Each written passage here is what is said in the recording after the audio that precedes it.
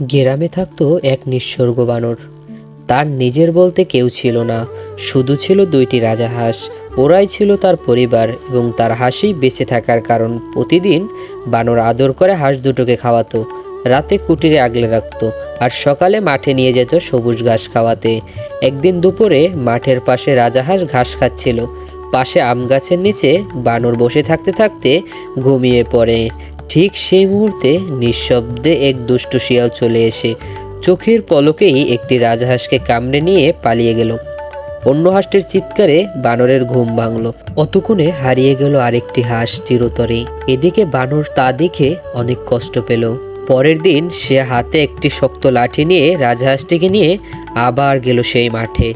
ইচ্ছে করে আম গাছের নিচে বসে চোখ বন্ধ করে রইল। শিয়াল এলো আবার। তখনই এক বাড়িতে দুষ্টু শিয়ালকে মেরে ফেললো। বানর তার রাজহাঁসটিকে বুকে জড়িয়ে ঘরে ফিরল। চোখে জল ছিল, কিন্তু বুকে ছিল স্বস্তির হাসি। এরকম আরো ভিডিও পেতে আমাকে লাইক, কমেন্ট এবং সাবস্ক্রাইব করে রাখবেন, আর ফলো তো করবেনই।